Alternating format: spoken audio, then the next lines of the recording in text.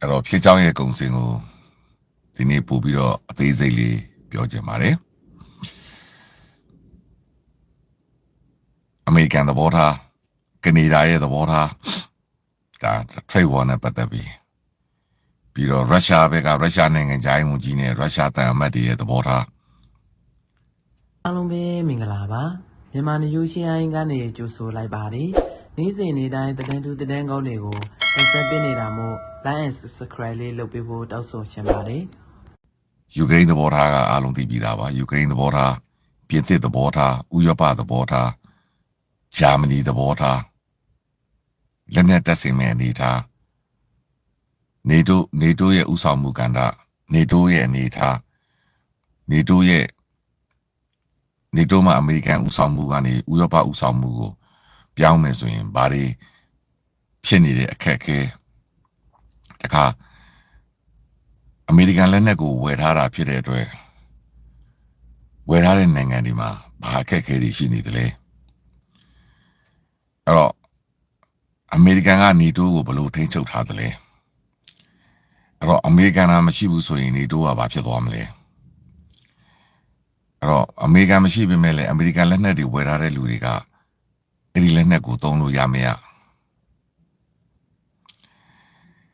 တခါငကိုတွေကအမေရိကန်လက်နက်ကိုမဝယ်ထားတဲ့ပြင်သစ်တို့အင်္ဂလန်တို့ဂျာမနီတို့အီတလီတို့ကတော့သူတို့လက်နက်တွေကိုသူတို့သုံးလို့ရနေတဲ့အနေအထားအဲ့တော့နေတိုးဆိုတာမြောက်အတ္တလန္တိတ်စာချုပ်ဆိုတာဥရောပကဖွဲ့ထားတာဥရောပအတွက်ဖွဲ့ထားတာအဲ့ဒါကိုအမေရိကန်ကိုဥဆောင်ခိုင်းထားတာအဲ့လိုအနေထားများပြီးတော့1986ခုနှစ် US Tax Reform Act အမေရိကန်ရဲ့အခွန်ပြင်ဆင်ရေးဥပဒေအကြောင်းပြီးတော့အမေရိကန်နိုင်ငံမှာပညာရေးဝန်ကြီးဌာနကိုဖျက်သိမ်းမယ်ဆိုတဲ့အနေအထားအဲ့ဒါကိုဒီမိုကရက်ကဘယ်လိုပြန်တုံ့ပြန်တယ်လဲ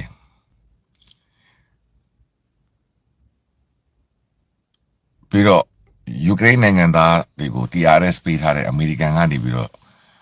ပြန်ရုပ်သိမ်းမယ်ဆိုတဲ့နေထိုင်ခွင့်ယာယီထုတ်သိမ်းမယ်ဆိုတဲ့စဉ်းစားချက်ဒါပေမဲ့မသေးကြသေးပါဘူးစဉ်းစားနေတော့အဲ့လိုအနေထားပေါင်းမြောင်များစွာကဘာကြီးကနိုင်နဲ့အမျှပြောင်းလဲနေတယ်ဒါပေမဲ့ဒီနေ့ကတော့နည်းနည်းငြိမ်သွားပြီပေါ့အဲ့တော့ဒီအကြောင်းအရာများကိုစုံစည်းအောင်ဆွေးနွေးမှာပါအလွန်အမတန်စိတ်ဝင်စားစရာကောင်းတယ်အလွန်အမတန်စိတ်ဝင်စားစရာကောင်းတယ်ကျွန်တော်တို့ကဒီမိုကရေစီနိုင်ငံမှာလာနေတယ်ဒီမိုကရေစီအခွင့်အရေးတွေရနေတယ်ဆိုပြီးတော့အပေါ်ယံလေးကြည့်ပြီးတော့ကျွန်တော်တို့ကဖြစ်နေတာအမှန်မှာကအဲ့လိုဖြစ်ဖို့အတွက်အမြောက်အများဆွေးနွေးမှုတွေညှိနှိုင်းမှုတွေတိုင်ပင်မှုတွေလုပ်ထားကြရတယ်အဲ့ဒီထဲမှာခေတ်သစ်နိုင်ငံရေးသမားများပေါ့21ရာစုရဲ့နိုင်ငံရေးသမားများရဲ့စဉ်းစားပုံဥရောပနိုင်ငံရေးသမားများရဲ့စဉ်းစားပုံနဲ့ပြောင်းလဲပုံများအဲ့ဒါတွေအားလုံးကယနေ့ပြောချင်တာက21ရာစုဥရောပနိုင်ငံရေးသမားတွေကစစ်လက်နဲ့ကိစ္စစိတ်ဝင်စားဘူးအမေရိကန်လုပ်လိုက်မယ်အဲ့တော့ငါတို့နိုင်ငံကိုပဲငါတို့ budget ဆွဲမယ်ငါတို့ welfare ကိစ္စတွေလူမှုဖူလုံရေးကိစ္စတွေပြည်သူတွေဝန်ဆောင်မှုကိစ္စတွေဒါတွေကိုပဲငါတို့ကလှုပ်ဆောင်မယ်ဆိုတဲ့စဉ်းစားပုံတွေအဲ့ဒီစဉ်းစားပုံတွေကဒီနေ့လာပြီး effect ဖြစ်ပြီးတက်ရောက်မှုရှိပြီးဒါမျိုးတွေပေါ့အဲ့တော့အရင်တော့ခေတ်ဟောင်းနိုင်ငံရေးသမားတွေဖြစ်တဲ့ဒီ20ရာစုအကုန်ကနိုင်ငံရေးသမားတွေကသူတို့ကစစ်ပွဲကိုရင်ဆိုင်တာဖြစ်တဲ့အတွက်သူတို့ရဲ့နိုင်ငံတွေကိုဘယ်လိုတည်ဆောက်မလဲလက်နက်တွေဘယ်လိုလုပ်မလဲဆိုတာပြောခဲ့ပြီးမယ်လေ21ရာစုရောက်တဲ့အခါမှာအဲ့ဒီခေတ်သစ် generation ပေါ့ generation မျိုးဆက်အသစ်နိုင်ငံရေးသမားတွေပေါ့အခုဒီ Boris Johnson တို့ Rishi Sunak တို့ Mr. Starmer တို့ Macron တို့ Elo Show တို့နော် Marx တို့နော် Le Pen တို့နော် AFD ကခေါင်းဆောင် Missix တို့သူတို့ကစဉ်းစားပုံကကြတော့ပြောင်းသွားတယ်။ဘာလို့သူတို့က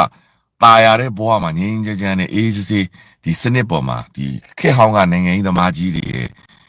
ဒီစောက်တာပေါ်မှာဇိမ်နဲ့စီးမျောပြီးတော့ဒါလေးကတော့မလိုပါဘူးဒါလေးကတော့မလုပ်သင့်ပါဘူးဆိုပြီးတော့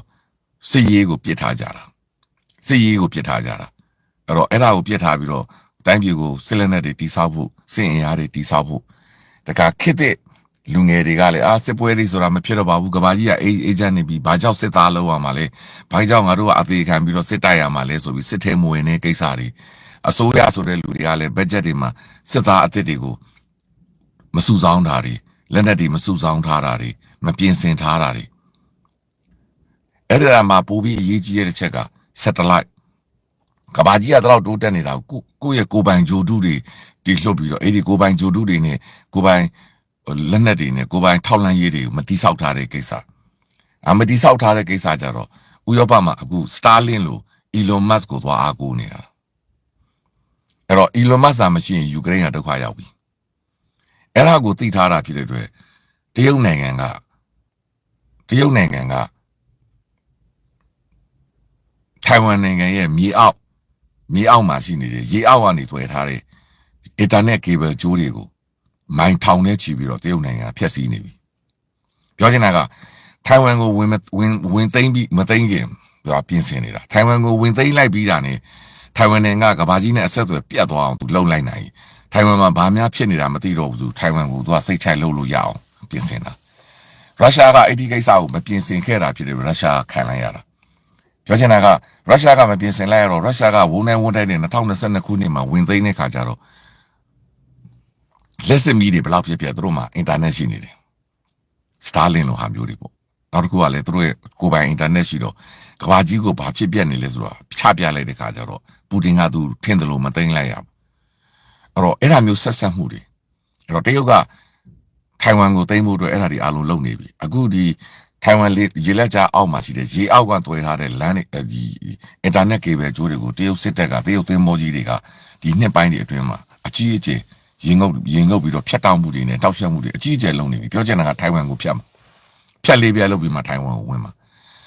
အဲ့လိုအနေထားဆိုရင်ဥရောပအနေထားကအခုအမေရိကန်နဲ့ဆက်သွယ်ရေးပြတ်မယ်ဆိုရင်ဥရောပမှာကိုယ်ပိုင်ဂျိုတုမရှိဘူးရှိတယ်ဒါပေမဲ့မလုံလောက်ဘူးအခုယူကရိန်းလူမျိုးပေးဖို့အတွက်ယူကရိန်းကိုပဲအခုလိုယူကရိန်းက Starlink ကိုအားကိုးနေရတဲ့အနေအထားမှာဥရောပကသူတို့ရဲ့ Starlink အစားထိုးပေးမယ် Starlink လူမျိုးအလားတန်တူတဲ့ဆက်သွယ်ရေးစနစ်ဥရောပကမထူထောင်ထားဘူးဥရောပနိုင်ငံတွေမှာမရှိဘူးအခုပြည်သက်နိုင်ငံကဂျိုတုလှုပ်ဖို့လုပ်နေတယ်ဒီထောက်လိုင်းရေးဂျိုတုတွေငကူလည်းရှိပြီးသားပါထက်လို့ဖို့လုပ်နေတယ်ဒါပေမဲ့အကြောင်းကြောင့်ဘတ်ဂျက်အနေထားဤပညာအနေထားများအရာနောက်ကျနေတယ်ပြောရင်အဲ့တော့ပြည်သက်နိုင်ငံကသွားမယ်သူ့အားလုံးကလည်းအမေရိကန်ဝင်မိကိုနေရတယ်ဥရောပဂျိုတုတွေအမေရိကန်မိကိုနေရတရုတ်ကအမေရိကန်မိကိုတော့သူလှော်တာရုရှားအမေရိကန်မိကိုတော့သူလှော်တာအဲ့တော့ဒီအနောက်နိုင်ငံတွေအားလုံးကိုအမေရိကန်မိခိုနေရတယ်တကယ်လို့အမေရိကန်နဲ့သူတို့နဲ့အဆက်အသွယ်ပြတ်ကြပြီဆိုရင်သိပြီသူတို့မှအဲ့ဒီဥစ္စာလုပ်ဖို့အတွက် ready မရှိဘူးအဲ့တော့အခုပဲကြည့်ယူကရိန်းကိုထောက်လှမ်းရေးသတင်းချက်လက်တွေကိုအမေရိကန်ကဖြတ်တောက်လိုက်တယ်မပေးတော့ဘူးမပေးသတင်းမမျှပေးတော့ဘူးပြောချင်တာကရုရှားကနေဒုံးကျည်တွေတက်လာတယ်ဟုတ်ကဲ့ drone တွေတက်လာတယ်အဲ့ဒါကိုအမေရိကန်ထောက်လှမ်းရေးတွေကဂျိုတုကနေကြည့်ပြတယ်ချက်ချင်းသိတာနဲ့ယူကရိန်းကိုအကြောင်းကြားလိုက်တယ်ယူကရိန်းတက်လာပြီတက်လာဆိုယူကရိန်းအဲ့ဒီလာတဲ့လမ်းကြောင်းပြစ်ချလိုက်တယ်ဒါဆိုရင်အဲ့ဒီဒုံးကျည်တွေကိုပြစ်ချလိုက်နိုင်တာဖြစ်တဲ့အတွက်ယူကရိန်းမှာထိခိုက်မှုပေါ့အဆောက်အဦတွေထိတာနဲတာလူတွေသေတာနဲတာအထူးသဖြင့် infrastructure လို့ခေါ်တဲ့ဒီလက်စစ်တပ်အပိစက်ရုံတွေအဓိကအဲ့ဒီယထာလမ်းတွေဘာတွေကိုကာကွယ်လို့ရသွားတာပေါ့အခုအမေရိကန်ကအဲ့ဒီသတင်းကိုမပေးတော့အဲ့ဒါကိုအစားထိုးမဲ့ဥရောပမှာအဆင်သင့်မရှိသေးဘူးမရှိသေးတဲ့အခါကျတော့ဟိုယူကရိန်းရုရှားကဒုံးကျည်တွေတက်လာတယ်ယူကရိန်းကမသိဘူးတော့သူအိမ်သားကိုရောက်မှသူသိတဲ့အခါကျတော့ပြိုသွားပြီထိသွားပြီဟိုမြန်မာနိုင်ငံမှာဖြစ်နေတယ်လို့ပေါ့အဲ့ဒါကိုယူကရိန်းကာကွယ်ရေးဝန်ကြီးဟောင်းကသူကိုယ်တိုင်တောင်မြေပြင်မှာအဲ့ဒါမျိုးတစ်ခါကြုံမှုတယ်မသိလိုက်ဘူးဘုံကနေရောက်လာတဲ့ဟာသူအပြေးမြန်လို့နောက်တစ်ချက်က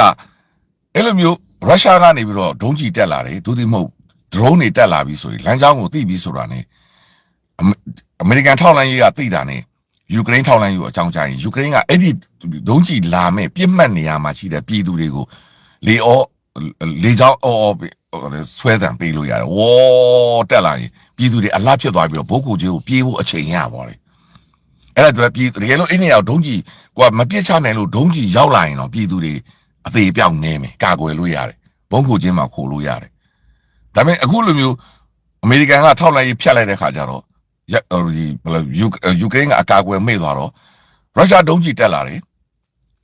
ယူကရိန်းအစိုးရကထောက်လိုက်ရမသိဘူးမသိတော့အဲ့ဒီပြစ်မှတ်လာမယ်အဲ့ဒီမင်းညာဆိုအိုဒက်ဆာမြို့ကိုရောက်တယ်ပြောတယ်အိုဒက်ဆာမြို့ကပြည်သူတွေကိုလေကြောင်းအချက်ပေးအော်ဆွဲတဲ့သတိမပေးနိုင်တဲ့အခါကျတော့ဒုံးကျည်လဲရောက်လာတော့ပြည်သူတွေကသူ့အိမ်သားအဖြတ်မှာထွက်ပြေးတော့မမီတော့သေးရောအဲ့တော့လူတွေအဲ့တော့အမေရိကန်ကအဲ့ဒီပုံစံနဲ့ယူကရိန်းပြည်သူတွေကိုပို့ပြီးထိခိုက်နေလာပြီးတော့အဓိကတော့ဇလန်စကီကိုဖိအားပေးတာဇလန်စကီကိုနှုတ်ထွက်ခိုင်းတာပို့ပြီးအံ့ဩဖို့ကောင်းတာကဒီရက်ပိုင်းတွင်းမှာအမေရိကန်အစိုးရကယူကရိန်းနိုင်ငံရဲ့အတိုက်ခံဇလန်စကီနဲ့အပြိုင်အတိုက်ခံခေါင်းဆောင်ကိုတွားရောက်တွေ့ဆုံပြီးအမေရိကန်ကိုယ်စားလှယ်တွေကအရေးပေါ်ညီလာခံရွေးကောက်ပွဲလုပ်ပြီးဇလန်စကီကိုဖြုတ်ချဖို့ပေါ်တင်ဝင်ဆွတ်နေတာကိုတွေ့ရတယ်ထရန့်ဆိုရကယူကရိန်းနိုင်ငံရဲ့အတိုက်ခံတွေကိုတွားတွေ့ပြီးအရေးပေါ်နော်ရွေးကောက်ပွဲလုပ်ပြီးတော့ဇလန်စကီကိုရှုံးပြီးတော့ပြည်သူတွေကအဲ့ဒီအတိုက်ခံကိုတင်မယ်အဲ့ဒီအတိုက်ခံကလေထရန့်စကားပြောလို့ရတယ်လူပူတင်ကြိုက်တယ်လူပေါ့အဲ့ဒါကသတင်းတွေထွက်လာတယ်အဲ့ဒီအချိန်မှာယူကရိန်းကာကွယ်ရေးဝန်ကြီးဟောင်းကယူကရိန်းအတိုက်ခံတွေကအမေရိကန်ရဲ့ကမ်းလှမ်းချက်ကိုပယ်ချလိုက်တယ်ငါတို့ယူကရိန်းနိုင်ငံကအချင်းချင်းပြဿနာတက်မယ်တဲ့ဒါပေမဲ့ပြင်ပကဩဇာလာပြီးရင်တော့ငါတို့ကတော့သစည်းတစ်လုံးနဲ့ရှိတယ်ဒါကြောင့်အခုလိုအနေထားမှာယူကရိန်းနိုင်ငံရဲ့အနေထားအရငါတို့အတိုက်ခံများအားလုံးကယူကရိန်းနိုင်ငံသားအားလုံးနိုင်ငံရေးသမားအားလုံးကအမေရိကန်ဘလောက်ပဲလာပြီးသွေးထိုးအဖြစ်ခက်ရက်စဲပြီးမှစစ်ပွဲတွေပြီးမှငါတို့နိုင်ငံမှာရွေးကောက်ပွဲလုပ်နိုင်မယ်အဲ့ဒီချိန်မှာယူကရိန်းပြည်သူတွေကသူကြိုက်တဲ့နိုင်ငံရေးသမားကိုတင်လိမ့်မယ်အခုချိန်မှာတော့ sorry ပဲဆိုပြီးတော့ညင်းလိုက်တယ်အဲ့တော့အမေရိကန်ရဲ့စူးစမ်းထရန့်အစိုးရရဲ့ကြိုးပမ်းချက်မအောင်မြင်တော့ဘူးထရန့်အစိုးရက24နာရီအတွင်းစစ်ပွဲကိုရက်မယ်လို့ပြောနေခြင်းသည်ယူကရိန်းနိုင်ငံကိုသွေးခွဲမယ်ယူကရိန်းလက်ရှိသမ္မတကိုမကြိုက်ဘူးအဲ့တော့ရုရှားကမကြိုက်ဘူးယူကရိန်းနိုင်ငံကိုရွေးကောက်ပွဲလုပ်ခိုင်းမယ်ပြီးတော့ယူကရိန်းနိုင်ငံကိုသူတို့ကျိုးဆွဲရကမယ်ရုရှားလည်းကျင်းနေမယ်အမေရိကန်လည်းကျိုးဆွဲရကမယ်အမေရိကန်စကားကိုနားထောင်မယ်သမ္မတကိုတင်မယ်ပြီးတော့လက်မှတ်ထိုးခိုင်းမယ်နေမျိုးကိုရှုံးခံခိုင်းလိုက်မယ်ပြီးတော့အမေရိကန်ကတန်စတာတွေယူလိုက်မယ်ပြီးတော့ sorry ပဲဆိုပြီးတော့စစ်ပွဲကိုရပ်မှာအဲ့ဒီအစီအစဉ်